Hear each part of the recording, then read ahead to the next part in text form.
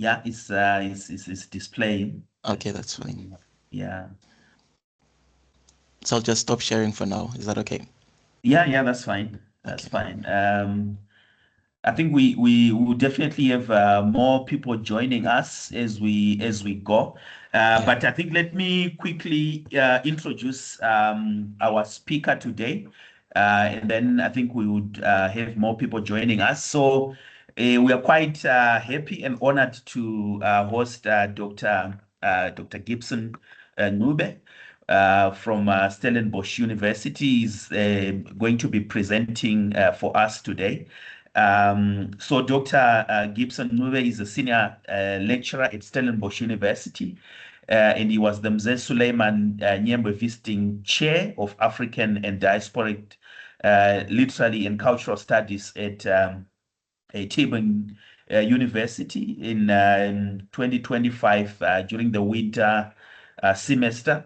Is also a C1 rating by NRF and is published extensively on a broad range of issues, including post-colonial African literatures and cultural productions.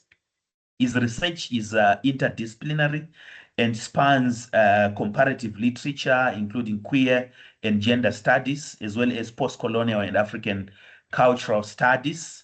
He's also the author of a book, Queer Bodies and African Films, and has also co-edited several volumes, including examining Zimbabwe's socio-political transitions, and is currently serving as an editor-in-chief of the South African Journal of African Languages and the French Book Review editor of the Canadian Journal of African Studies. He also sits on several editorial boards, including Nomina Africana, the Journal of African Cultural Studies, of Literary Studies, and the Nordic Journal of African Studies. And he co-convened the Queer African Studies Association from 2020 to 2022. And in 2021, he was named as the Mary Kingsley a Distinguished Lecturer by the Royal African Society. So let me take this opportunity to allow Doc to get us started. Thank you very much, Dr. Semba Kukurume, for that very lovely introduction. And thank you to everyone who's attending this seminar. So I'll just share my screen if you allow me. Yes.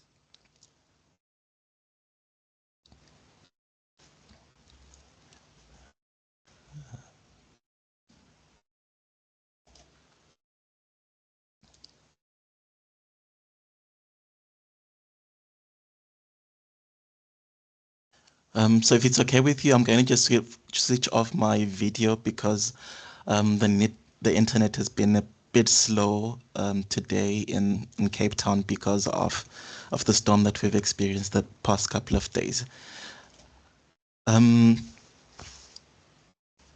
Okay, so let me start with the question that probably sounds more provocative than it is. If I show you the following advertisement that you see to your right. The question is, what can a fried chicken advertisement such as this tell us about masculinity in post-colonial Zimbabwe? The simple answer is that quite a lot. And the reason it can tell us so much is precisely because the advertisement is not really about the chicken that is being sold. So in this paper, I want to focus on Mambo's Chicken, a Zimbabwean fast food chain whose social media advertisements use sexual innuendo to equate pieces of chicken with parts of women's bodies. As you can see in that advertisement, there's this reference to thighs, to breasts, and to buns.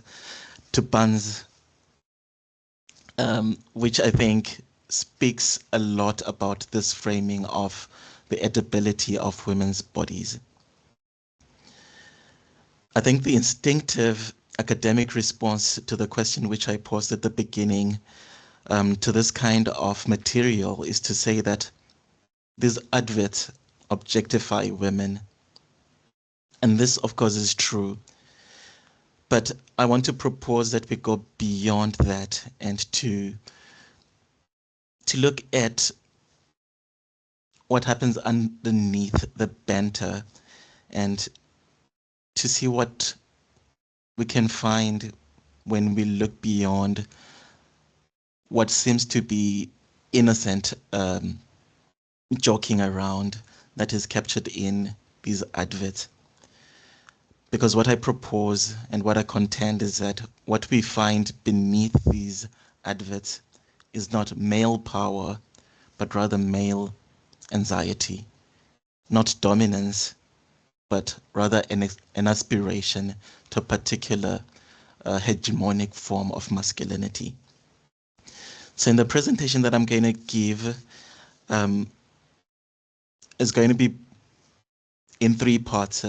The first part, I'm going to offer some theoretical grounding that will help us understand the kinds of framing of women and food, especially within postcolonial theory. And then secondly, I'm going to try and contextualize the adverts that I'm going to analyze by looking at Zimbabwe's economic crisis and the idea of conspicuous consumption and besieged masculinity. And then in the last part, I'm going to analyze a few adverts to tease out how they sexualize women's bodies and how they speak to a sort of entitlement to those bodies, and also how, for example, the prosperity gospel is also included in this complex relationship between men and women's bodies.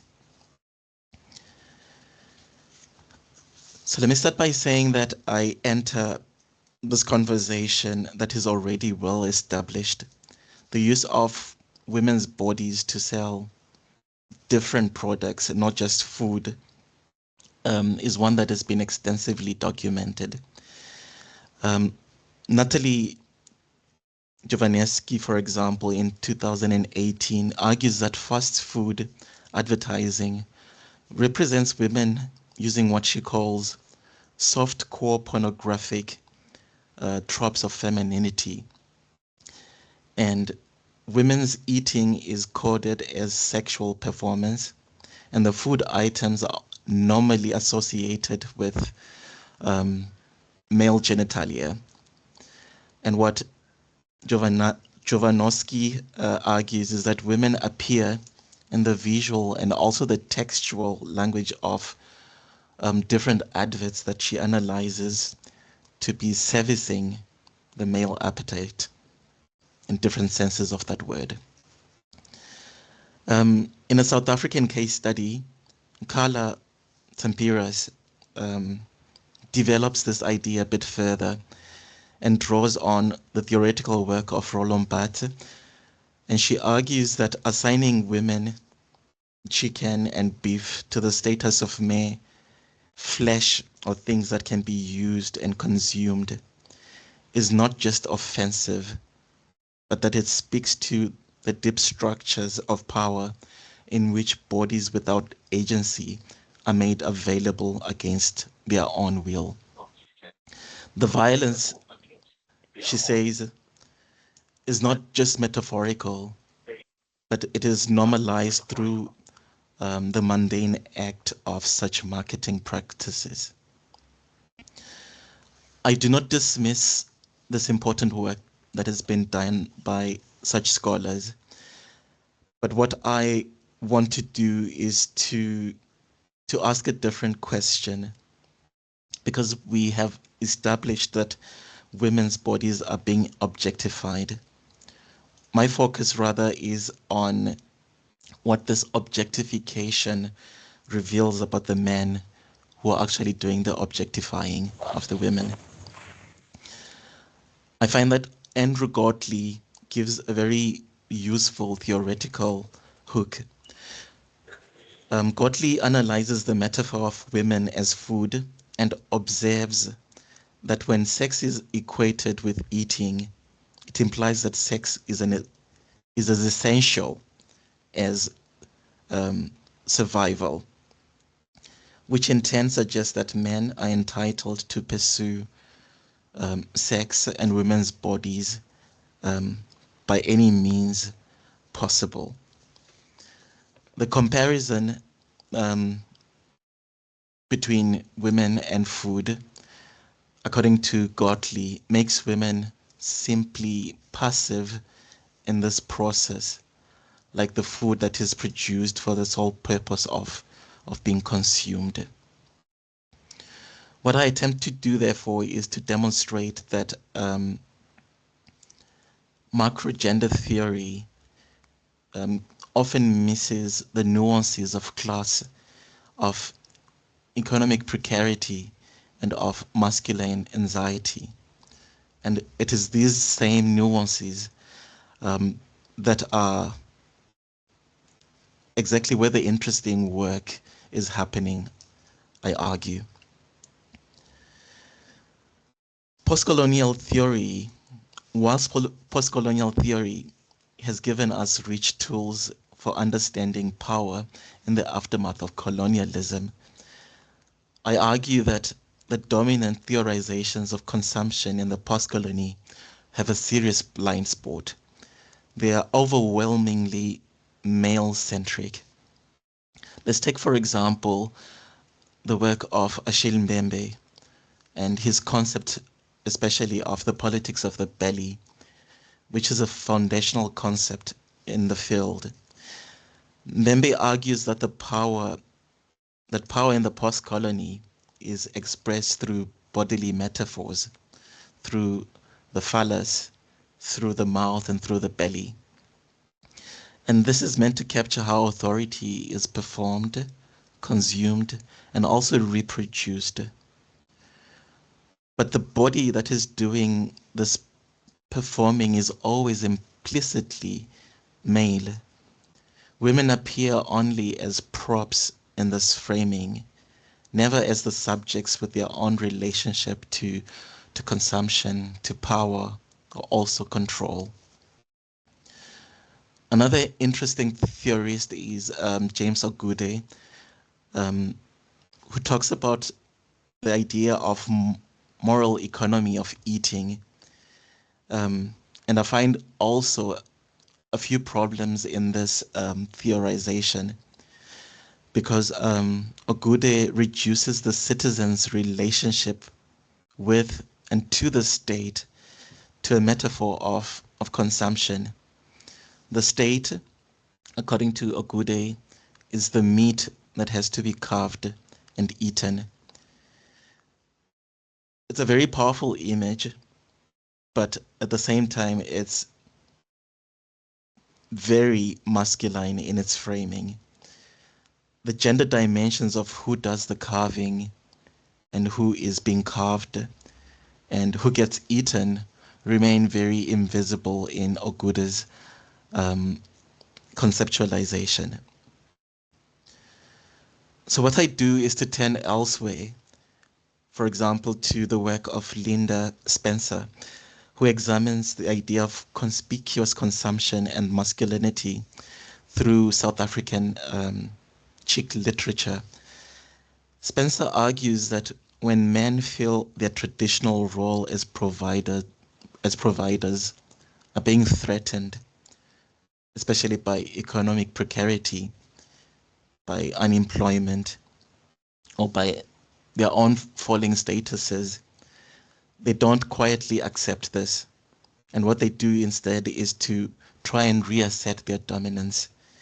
And they do this through violence, through infidelity, and through very grandiose displays of their perceived financial status. Spencer calls this display of masculinity hypermasculinity. And it is against this theoretical scaffolding that I wish to analyze a few adverts from Mambo Chicken from Zimbabwe. Because for me, the question is not just if these adverts are sexist, but what forms of masculinity and masculine insecurity are exposed through the adverts themselves. I'll just quickly look at the Zimbabwean context before I analyze a few selected adverts from Mambo's Chicken.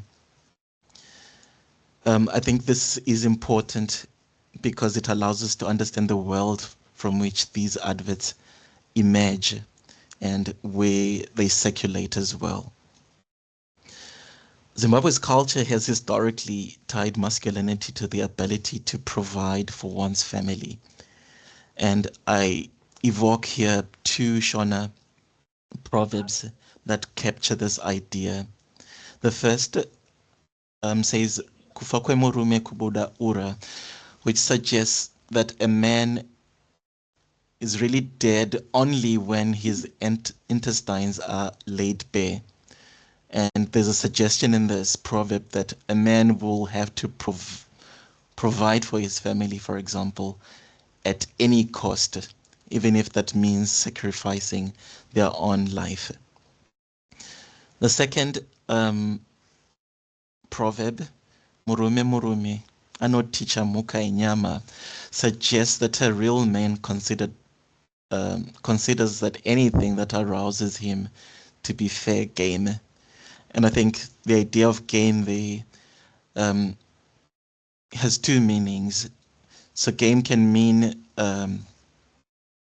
meat in the literal sense, and also game in the form of wild animals that are hunted. So what this second proverb does is that it implicitly casts and frames men as hunters, and implicitly as well women as the hunted, as the prey. So these are the kinds of cultural ideas within which the adverts that I'm going to analyze operate and also function. And in addition to these cultural thoughts on masculinity and what men should be able to do, is the idea of the socio-economic context of Zimbabwe, especially from the early 2000s, where the country has been plagued by economic crisis, which I think hasn't been fully resolved. This economic crisis has seen a falling and decrease in disposable income, and there's been high unemployment rates, especially with the youth. And there's also a very shrinking middle class. And it's particularly this shrinking middle class, I argue, that Mambo Chicken targets its marketing strategy.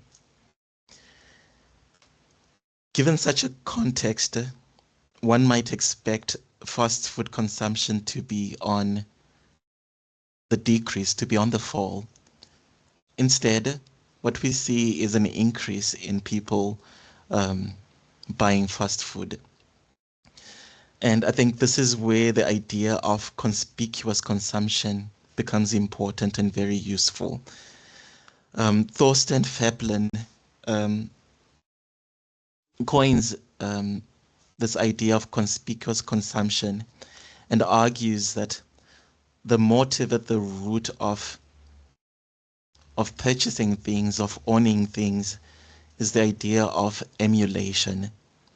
People buy things not because they want to use them, but they also buy different commodities to signal their status and especially to compare themselves to others.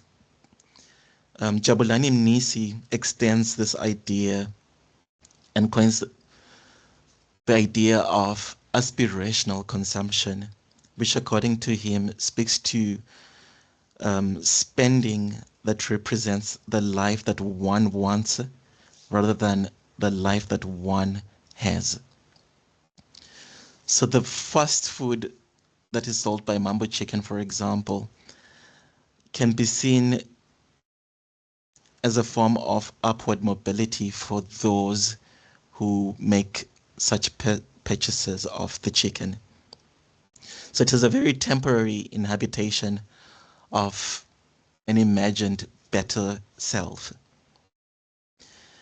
And also important to understanding how Mambo's Chicken's adverts function is to also see how the shops of Mambo Chicken themselves are located in the different towns, especially in Harare, the capital city, where this franchise began. So Mambo Chicken's outlets are found in small malls outside the central business district of the capital. They're found close to where you have public transport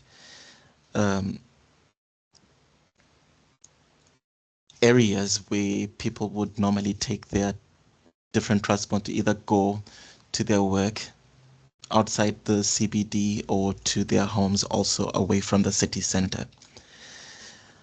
The customers of Mambo Chicken are people who cannot afford the high-end restaurants that you might find in the malls outside of the city center.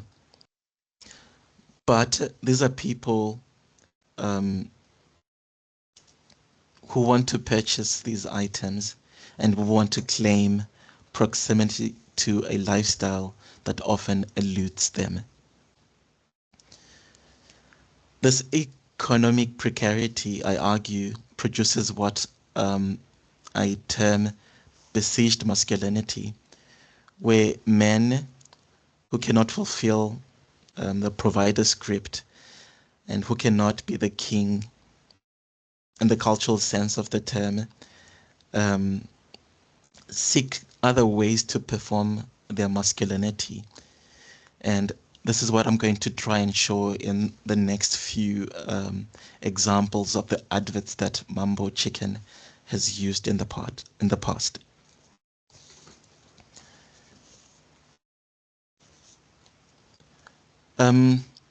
Also important, I think, before I look at a few adverts, is the brand itself, Mambo's Chicken. Mambo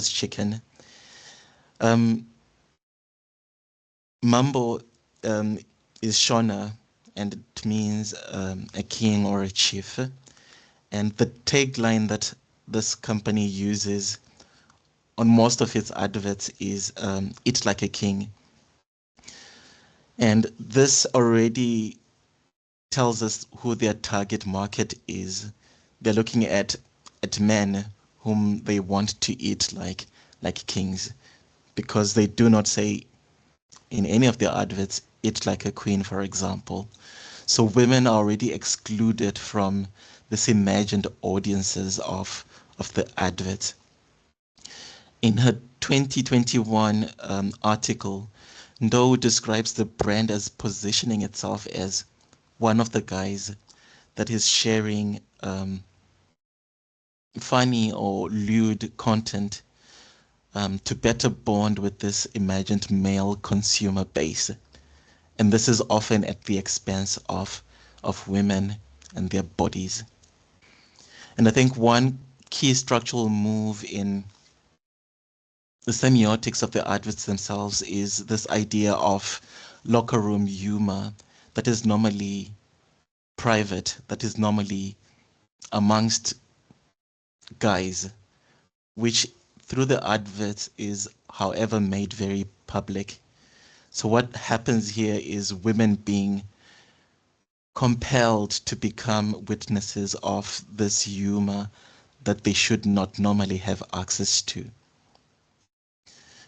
And then also important in the branding is the tagline that they normally use in their adverts, which is the acronym FURC, standing for fast, unbeatable, reliable, and convenient, which I think is a very deliberate echo of the profanity fuck, which the brand's wink makes a wink at in a very undeniable way.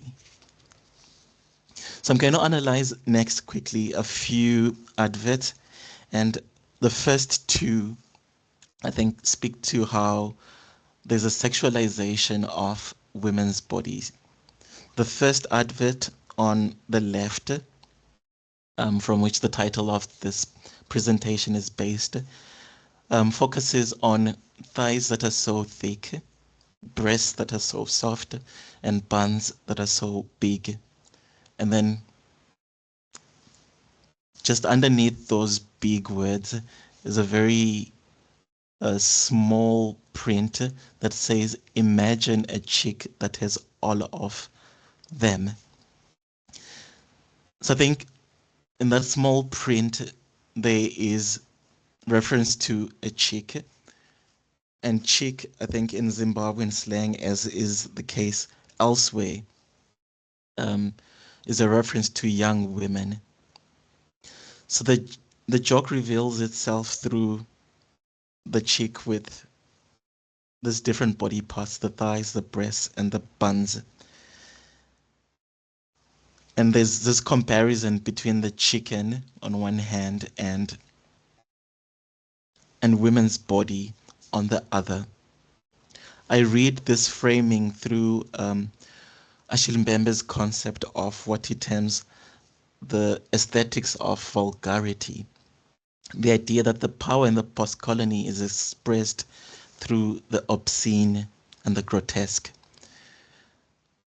But what I do is to invert this framing by Mbembe, because for me, the vulgarity here isn't an expression of power.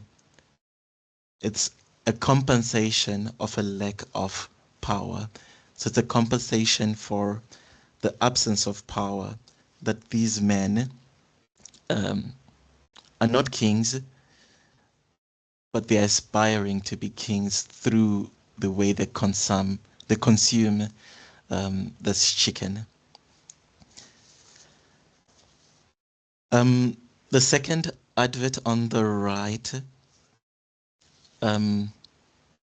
is referring to a chicken wrap, and this chicken wrap is described as being the long and the meaty. And I argue that there's a very phallic reference here that is concealed in the description of the wrap. I think there's this reference to the penis in this advert, which is considered to be long and meaty. There's an idea of the length and the girth of the penis. And what I argue is that this advert, unlike the one on the left, which objectifies women, seems to give an idea of the penis as something that should be glorified. So the bravado about the penis size is precisely the kind of performance of masculinity, which I think highlights this insecurity with the kinds of targeted audience that this advert is trying to speak to. So I also argue that the second advert is actually directed at women. So the public display of this long and meaty rap functions as a way of flaunting the male sexual organ. And I argue also that women are being forced to participate in this joke. And the pleasure for men, I think, lies in this coercive dimension of compelling women to glorify this long and meaty appendage. So what I find very important here is that consuming the chicken is also symbolic to self-assertion within a system where many are constrained financially, especially. So women and access to their bodies therefore functions as an aspiration. These adverts do not simply reflect men who have arrived, but men who are dreaming of arriving. And this arrival takes place through their access and the way they imagine women's bodies to be available to them.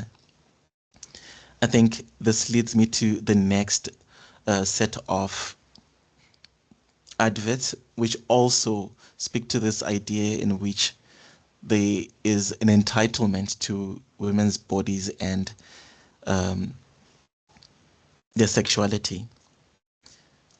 So the first advert on the left, this was during the COVID pandemic.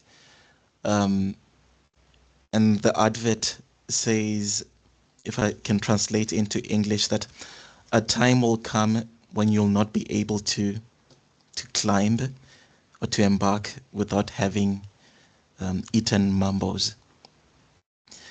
What I find interesting is the Shona framing, especially the verb haukwire, which means you'll not climb or you will not embark. So whilst I think this advert was taken at a time where, for example, to use public transport or to go into shops, one needed to have their vaccination card, for example, and they needed to wear a mask. So one could not do several things without, for example, those requirements.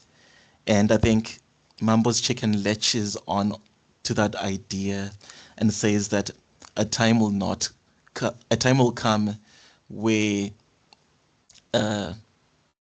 one will not be able to climb, as in going to a bus, for example, without having eaten mambos.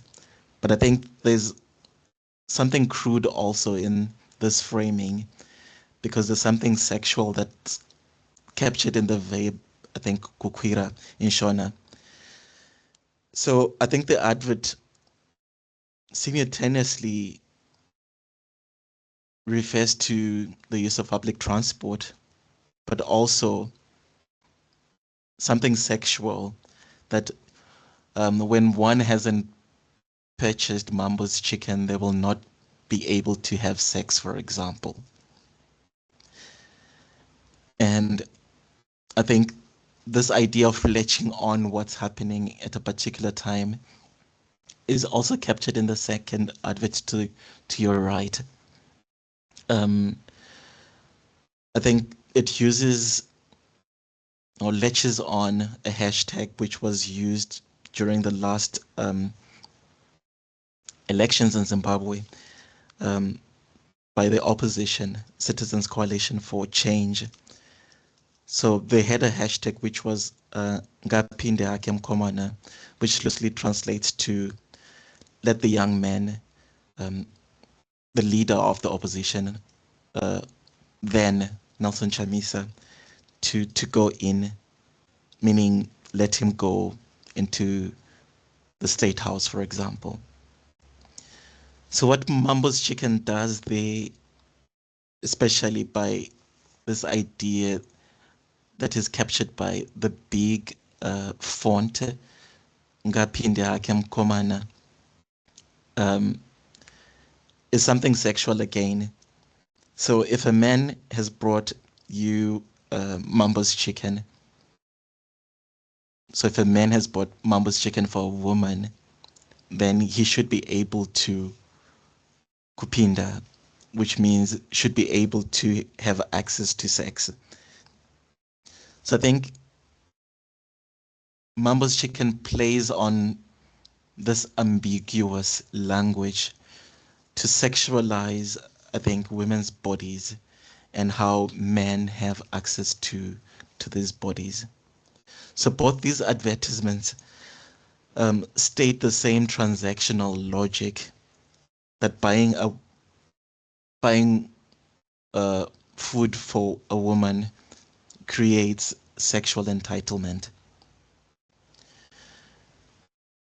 And I think evoking such a logic, even if it's supposed to be funny and should be in jest, is very dangerous because I think it normalizes a belief that men have an entitlement to women's bodies and that women owe men sex in exchange for attention, for money, and even simply existing.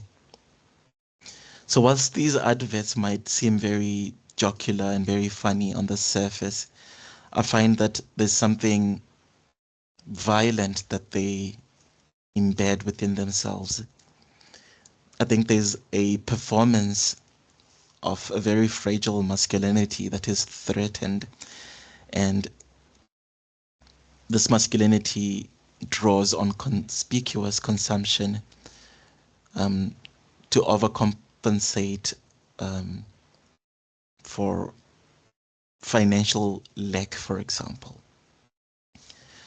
I'll just quickly move on to the last advert that I'm going to analyze,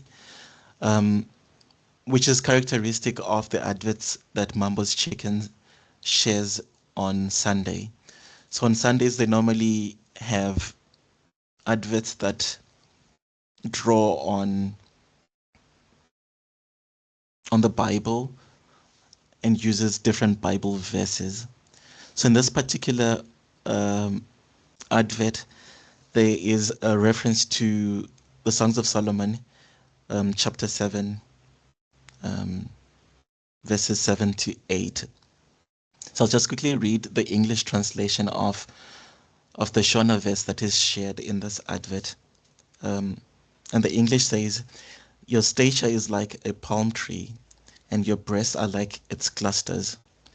I say I will climb the palm tree and lay hold of its fruit." Again, I think if we go back to the previous advert and this idea of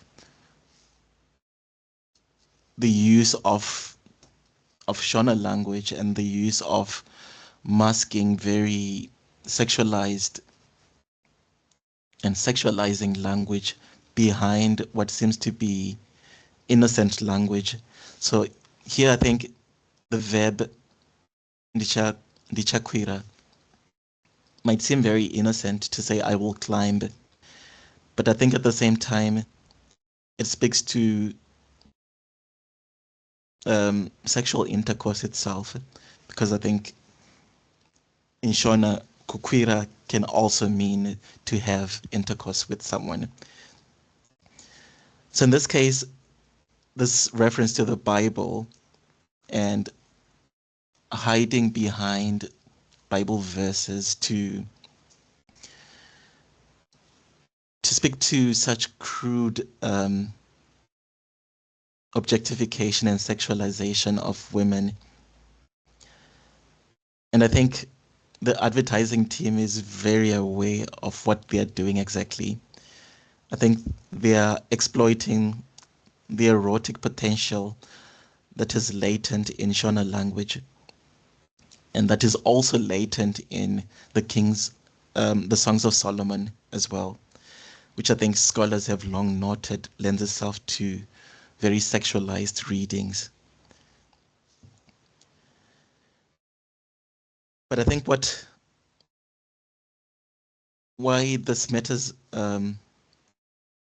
this use of the linguistic shielding of very sexualized and sexualizing language, is how all of this is framed within Zimbabwe's prosperity gospel movement. Very charismatic Pentecostal churches that preach wealth and health as signs of God's favor. So material wealth is not just permissible in this theology, it is the evidence of divine blessing. So conspicuous consumption within such a theology is not a sin, but rather that a testimony to show how God is at work in a person's life. I argue that this creates what I call a toxic triad. One where you have conspicuous consumption on one end, the prosperity gospel on the other, and then deep-seated sexism on the third hand. So these three concepts reinforce each other in an almost perpetual feedback loop. And fast food like Mambo here latch onto these ideas, and that purchasing, for example, Mambo's chicken is a way of showing one's prosperity and that God has favored them. And in addition to this, especially if we look at the last part of that verse from the Song of Solomon's, is that there's an entitlement to women's bodies, and that there's a reward to such conspicuous consumption. So the dream that is being sold here by the prosperity gospel churches, and which I think Mambo's Chicken also draws on, is rather a very fake dream. It is a consolation for men who cannot achieve the provider status their culture has always demanded of them. So I'll just quickly conclude by just recapping the central arguments that I've tried to make in this presentation. So firstly, that the advertisements that I've analyzed reveal a besieged form of masculinity in which men who are normally supposed to be providers fail to be providers, and instead draw on conspicuous consumption to make up for this failed provider identity. Secondly, conspicuous consumption and hypermasculinity function as parallel strategies. They don't operate separately. However, both attempt to seek social power through different forms of display. So for example, buying a Mambo's chicken meal is not just a way in which a person feeds themselves. It is a way in which a man performs a version of themselves that is closer to this king that Mambo has as its imagined customer. And also the kind of cultural and traditional demands on men to be kings that are able to provide for their families. And third, I think I argue that it is very important to read such gender dynamics and and to ensure that postcolonial theory tries to make sense in a better way of these gendered dynamics.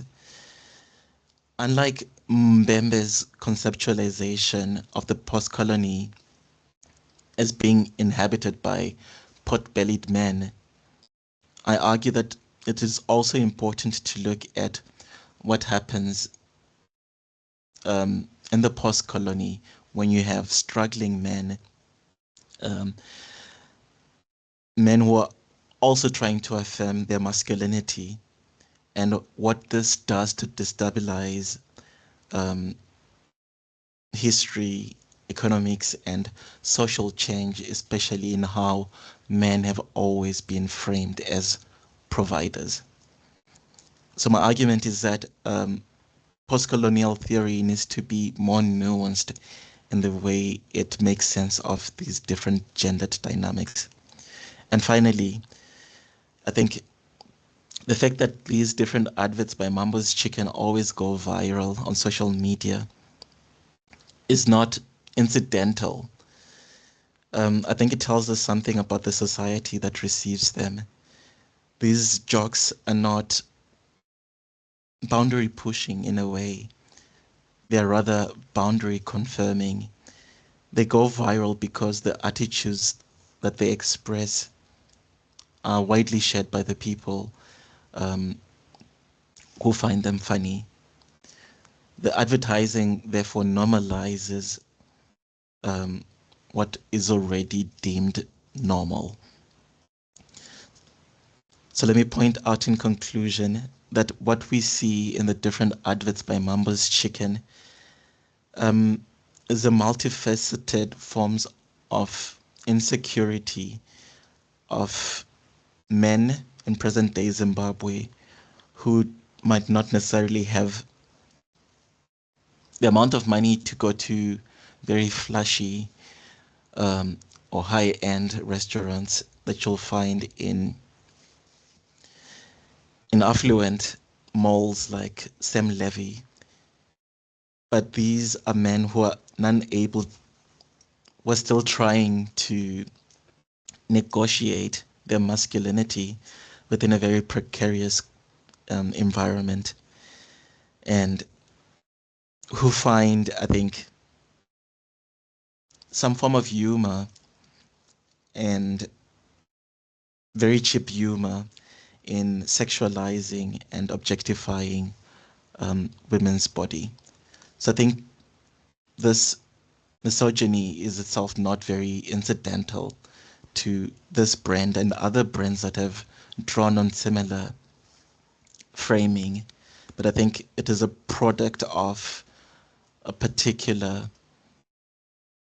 socio-cultural, economic, and also traditional context in which men are imagined to be providers, are imagined to have certain access to women and their bodies and their sexualities. And I think what happens when we look at these different adverts from this perspective is that we see that the masculinity itself is one that is besieged and one that is trying to affirm itself through conspicuous consumption. I think I'll stop here and allow for some time for questions.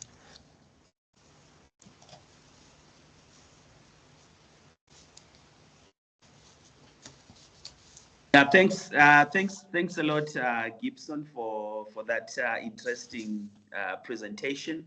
Maybe let me take this opportunity to open up for questions and comments from colleagues. Any questions, any comments?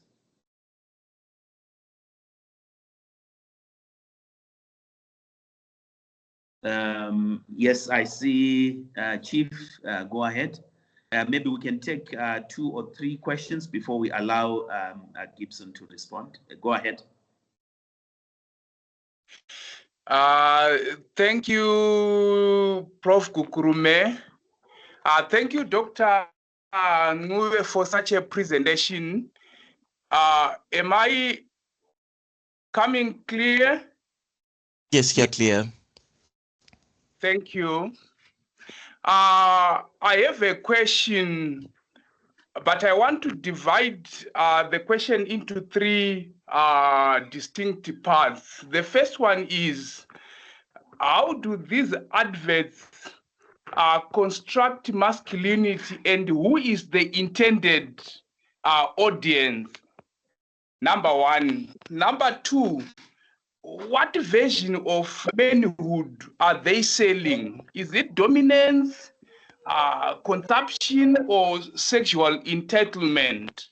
And the last one, is this a Zimbabwean specific masculinity or a globalized one, or rather imported version of masculinity? Thank you. Yeah, thank you very much, Chief, for your questions. Maybe we can take one more and then allow Gibson to respond.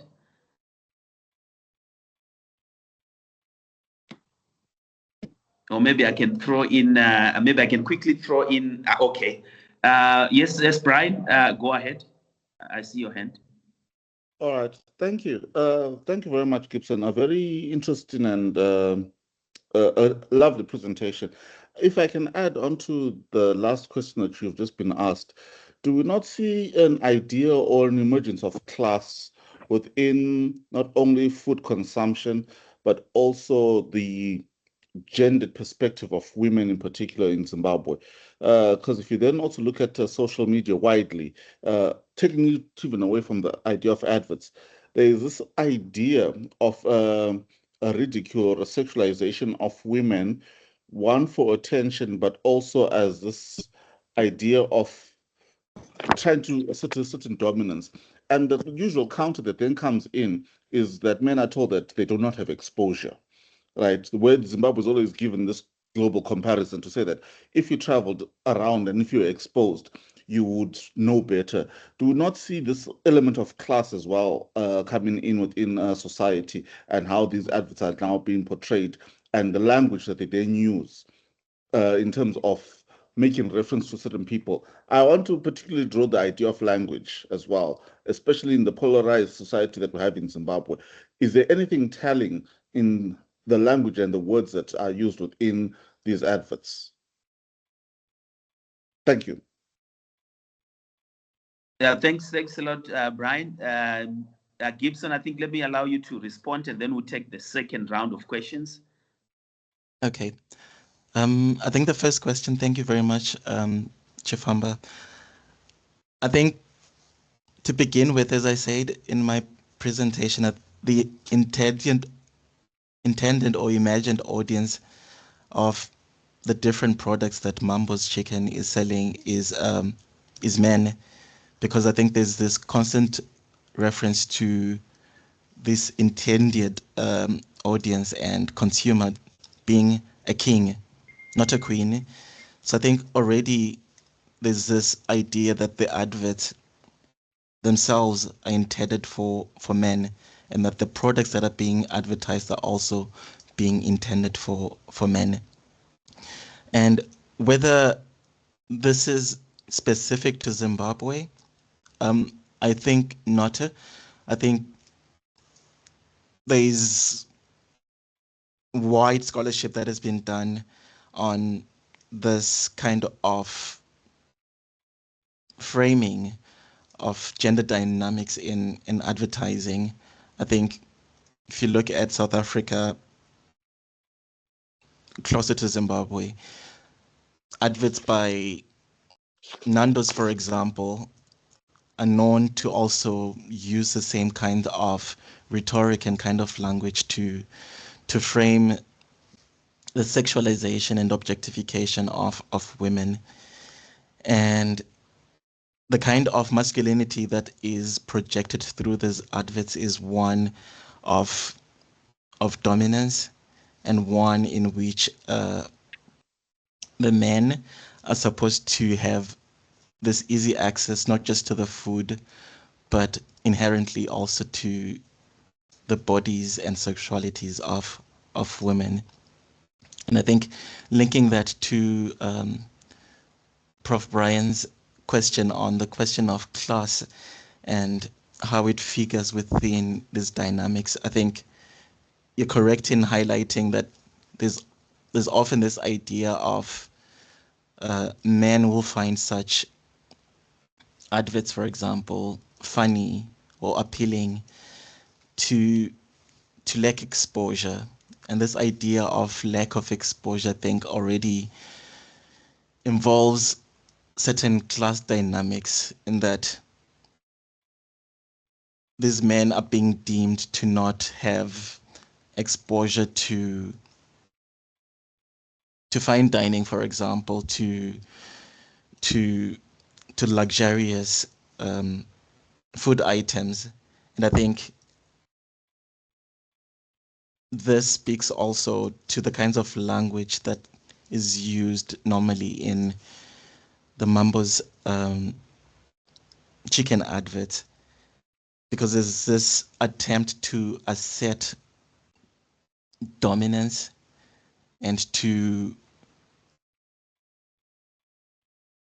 there's this desire for upward mobility, this movement from one class to another, which is captured in the way people consume, even if it's conspicuously, different food items.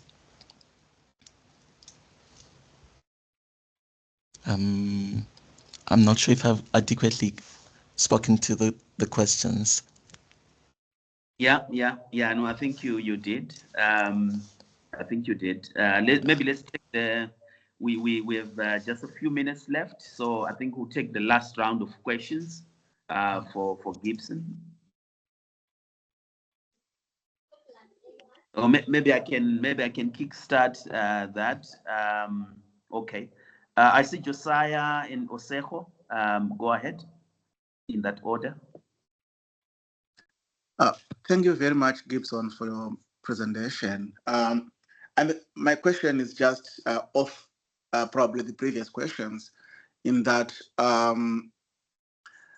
isn't it that when we start attributing sexualized jokes to lower class, are we not also being elitist in that we are using the upper class can easily attribute sexualized joke to lower class? We know that sexualized jokes, universal, nuanced, they're also enjoyed by the elite. But then here, when we start kind of thinking about them as something that is produced specifically for lower class, are we not reinforcing class inequalities that are already there within within society? Then, secondly, you said that there's a link between hypersexualized masculinity and prosperity gospel. I think that relationship needs to be nuanced more. You need to establish that, because that Bible verse text that you quote does not necessarily point to prosperity gospel. It can be used or read within even mainline Protestant churches. So probably broadly that might be linked to Christianity if you would want. But I mean, you can kind of talk a little bit more about how that is linked to prosperity gospel, because from like just taking quotations from the Bible, I think that does not kind of clearly points us that the version of theology that is being followed by these people. And I mean, maybe just lastly, we need to establish who exactly owns Mambos. Are they, and who also runs their adverts? Are they women? Are they men? And how?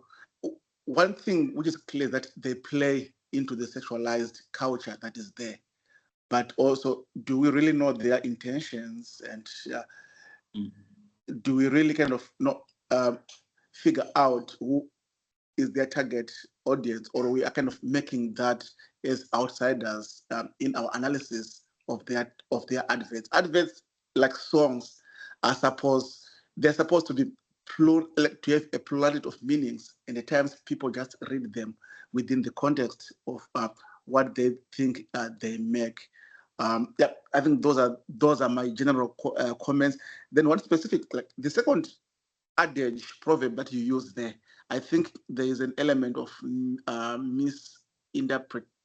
of translation probably, that chamuka inyama. I think the meaning of that proverb is for hunters, whatever game, like I think you use arouse, which is more sexual. I think the idea is whatever you get when you are hunting, you actually kill that, and you can actually bring it back to your family.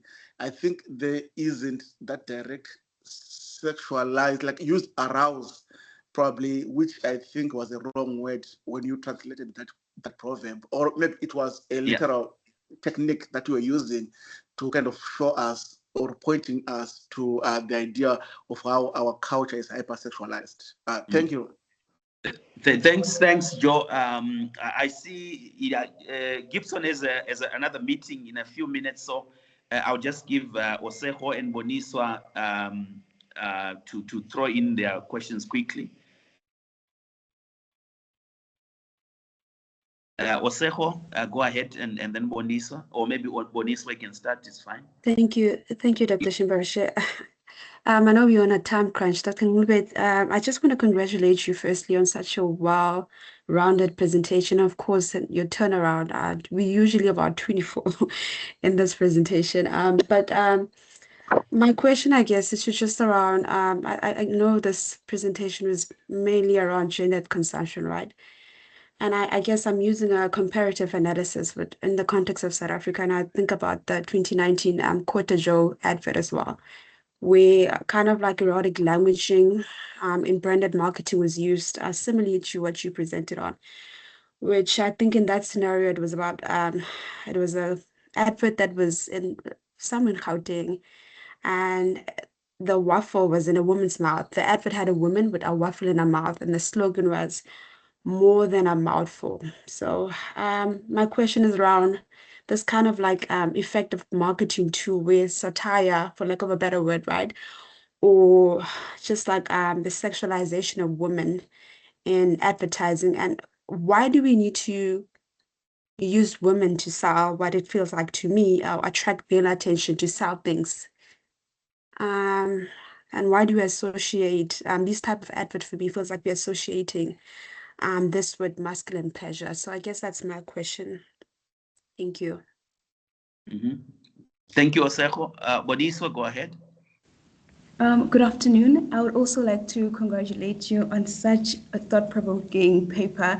It was really interesting to see how modern capitalism, commodifies social experiences, our identities and struggles. So I wanted to ask, do these adverts also like ultimately commodify masculinity itself as much as it commodifies women's bodies? Because what they're doing is that they're turning masculine identity into something that that must also be consumed and performed.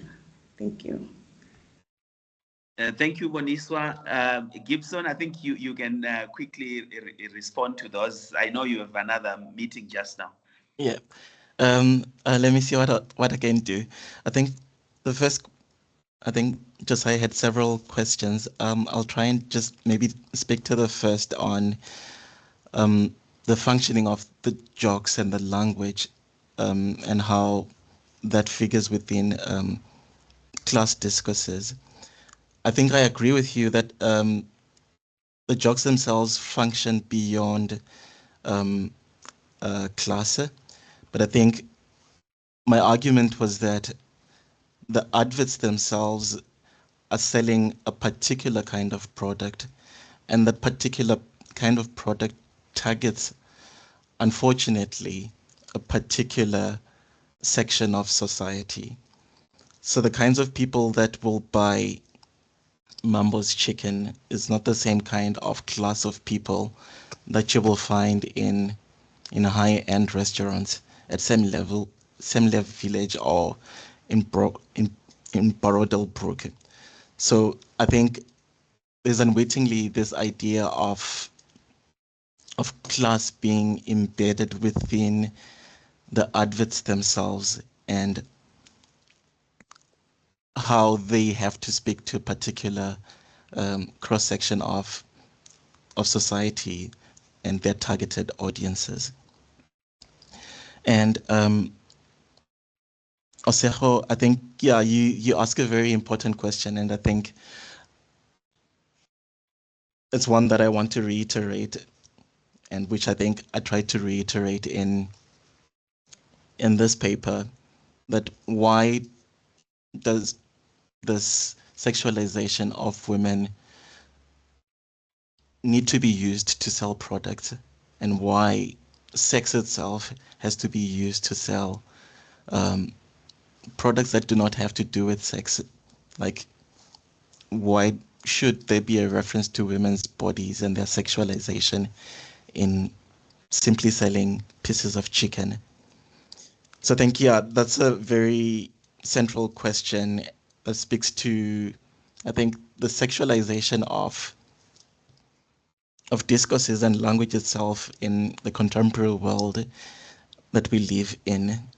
And then just quickly to speak to Boniso's question on the commodification of masculinity itself, I think what Mambo's Chicken does is to effectively use this particular form of masculinity to package its marketing of the different food products that they sell. So there's, in this instance, unwittingly also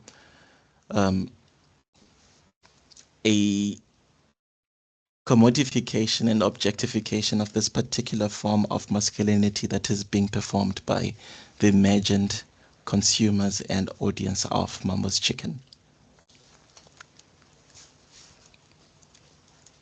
Okay. Thank you very much, Gibson. I know you are rushing for another meeting that has already started, but I want to take this opportunity to really appreciate you making time to share your work with us. We really appreciate that. We have learned a lot from the presentation.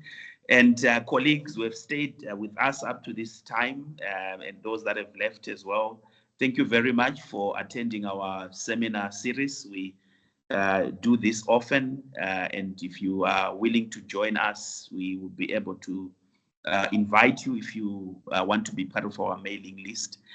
Yeah, so thank you very much, Gibson, and we'll definitely call you again in the future. And do enjoy the rest of your day, everyone. Thank you very much, colleagues.